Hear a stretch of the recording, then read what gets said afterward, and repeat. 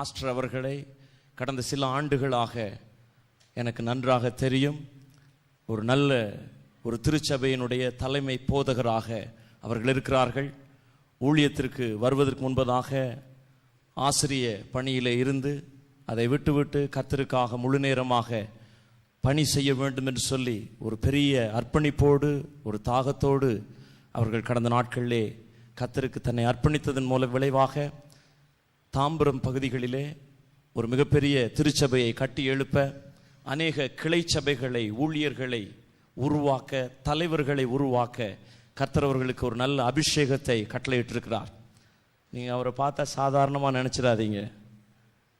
அந்த சர்ச்சில் போய் பார்த்ததுக்கப்புறம் முதல் முறை நாங்கள் போய் பிரசங்கம் பண்ணும்போது எனக்கு உள்ளே வந்த ஒரு எண்ணம் என்ன தெரியுமா?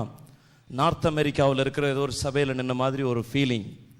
ஏன்னா அந்த சபையினுடைய கட்டட அமைப்பு வட அமெரிக்காவில் இருக்கிற கட்டடத்திற்கு ஒத்ததாக இருந்தது. அதை டிசைன் பண்ணது அருமையான பாஸ்டர். அவங்க வீடு இப்போ கட்டியிருக்கிறாங்க சபைக்கு மேலே. ரொம்ப பெரிய பொருட்செலவு இல்லாமல் ரொம்ப எளிமையாக வீடு கட்டியிருக்கிறாங்க. நான் அந்த வீட்டுக்கு போயிருக்கிறேன். அவங்களே எல்லாத்தையும் டிசைன் பண்ணி அவங்களே அதை ரொம்ப அழகாக செய்து வைத்திருக்கிறாங்க. அவர்களுக்கு கர்த்தர் பல்வேறு தாளந்துகளை கொடுத்திருக்கிறார். அதற்காக நான் கர்த்தரை ஸ்தோத்திரிக்கிறேன். இங்கு மாத்திரமல்ல, உலகத்தின் பல பகுதிகளிலேயும் ஆண்டவருடைய நாம மகிமைக்காக அவர் தேவனால் வல்லமையாய் பயன்படுத்தப்படுகிற ஒரு தேவனுடைய தாசன்.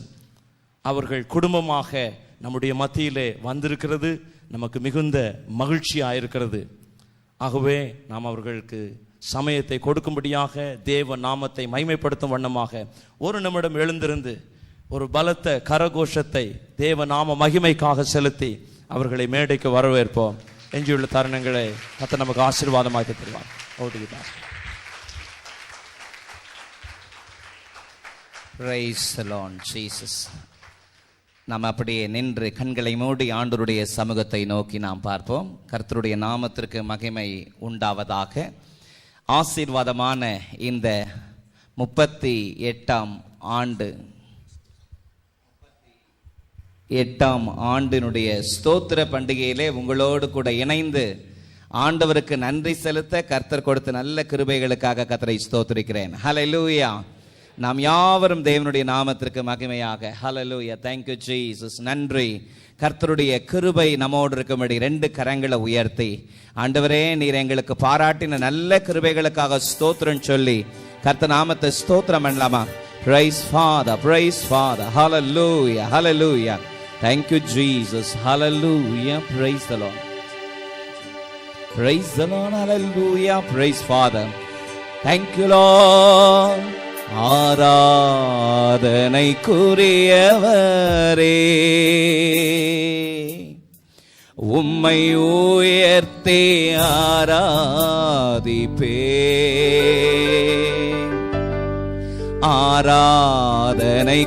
ஆராதனைக்குரியவரே, உம்மை உயர்த்தி ஆராதிப்பே. பரிசுத்த நீர் பரிசுத்த, பரிசுத்த நீர் பரிசுத்தரே. பரிசுத்த நீர் பரிசுத்த, பரிசுத்த நீர் பரிசுத்தரே. என்னை நேசித்தவர் நீர் அல்லவோ, என்னுடைய ஆராதனை உங்களுக்குத்தான். எங்களை நேசித்தவர் நீர் அல்லவோ, எங்களுடைய ஆராதனை உங்களுக்குத்தான். பரிசுத்த நீர் பரிசுத்த, பரிசுத்த நீர் பரிசுத்தரே. பரிசுத்த நீர் பரிசுத்தர். ஆமென். பரிசுத்த நீர் பரிசுத்தரே.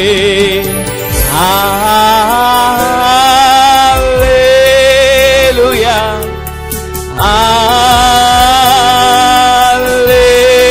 ஹல்லேலூயா, ஹல்லேலூயா.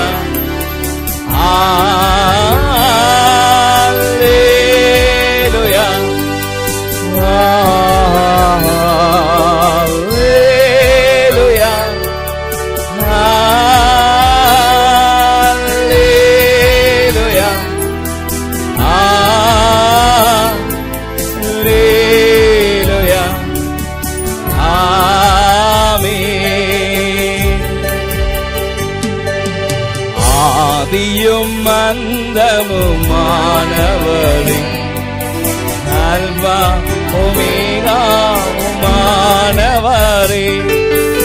ஆதியும் அந்தமுமானவரே,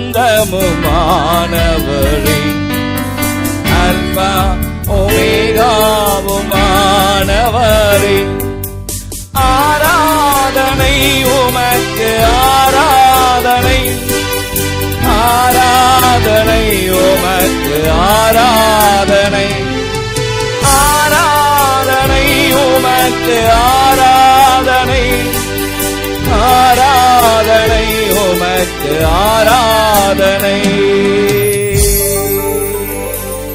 கர்த்தர் இந்த 38 ஆண்டுகள் கண்ணின் மணி போல அவரே தலைவராயிருந்து நம்மை நடத்தி வந்த எல்லா பாதைகளுக்காக உற்சாகமாய் கரங்களை தட்டி ஹalleluya, உமக்கு நன்றி, உமக்கு நன்றி, உமக்கு நன்றி ராஜா.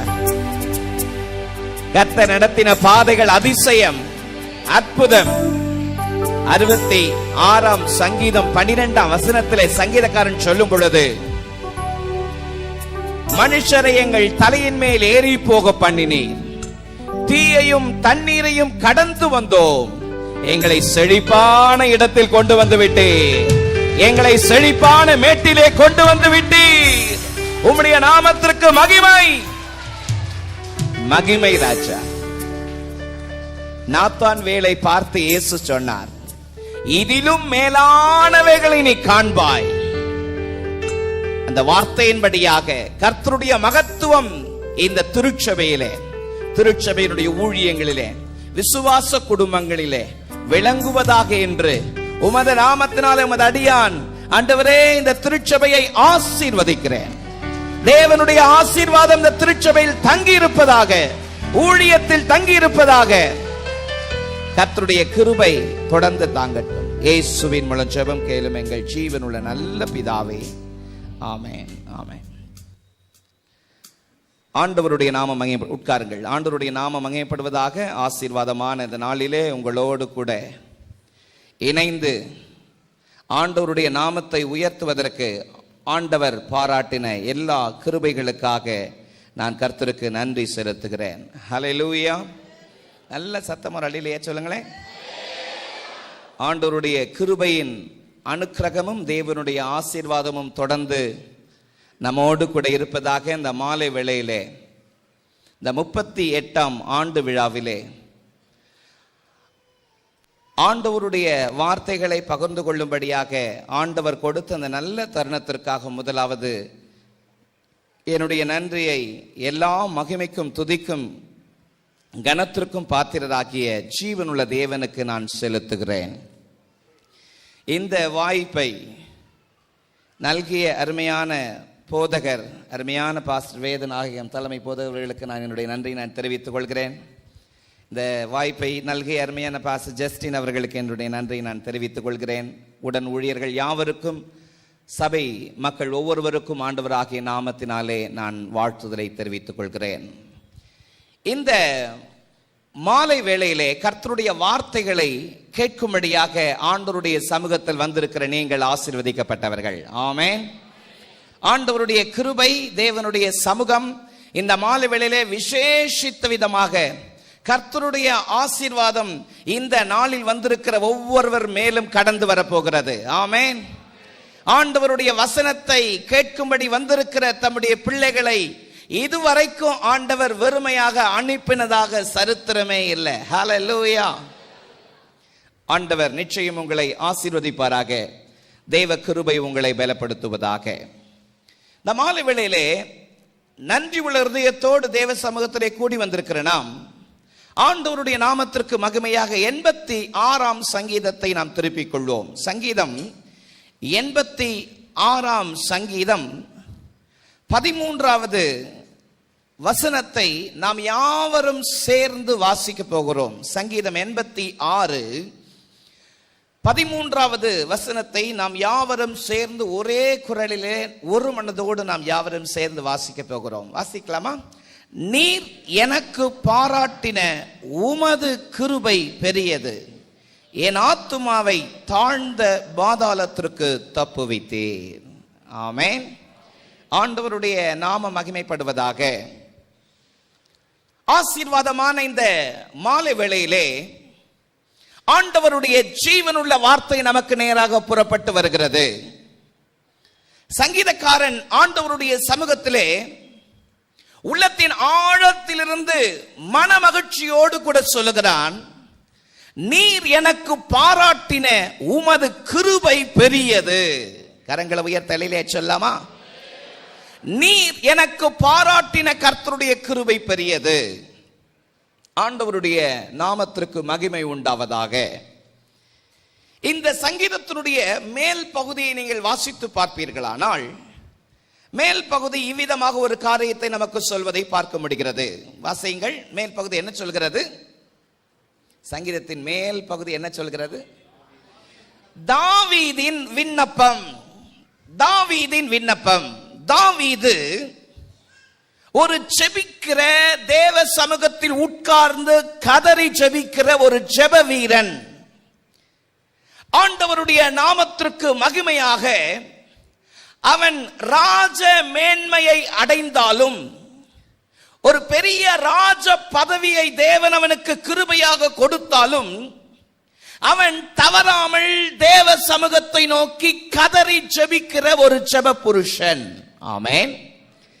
55ஆம் சங்கீதத்தில் அவன் சொல்லுகிறான், ஆண்டவரே, அந்தி சந்தி மத்தியான வேளைகளில் உம்மை நோக்கி நான் கூப்பிடுவேன் என்று ஆண்டவருடைய சமூகத்தை நோக்கி சொல்லுகிறான். ஆமென் சொல்லுங்க பாப்போம். ஆண்டவருடைய பிள்ளைகள், தேவ ஜனங்கள் ஜெபிக்கிறவர்களாக தங்களுடைய ஜீவியத்தை காத்துக்கொள்ள வேண்டும். ஜெபிக்கிற ஒரு மனிதனோடு தான் ஆண்டவர் தன்னுடைய இருதயத்தின் பாரத்தை பகிர்ந்து கொள்வார். எந்த மகன் எந்த மகள் தேவ சமூகத்தை நோக்கி ஜெபிக்கிறார்களோ அவர்களுடைய உள்ளத்திலே தேவனுடைய ஏக்கத்தை கர்த்தர் வெளிப்படுத்துவார். மகிமை உண்டாவதாக.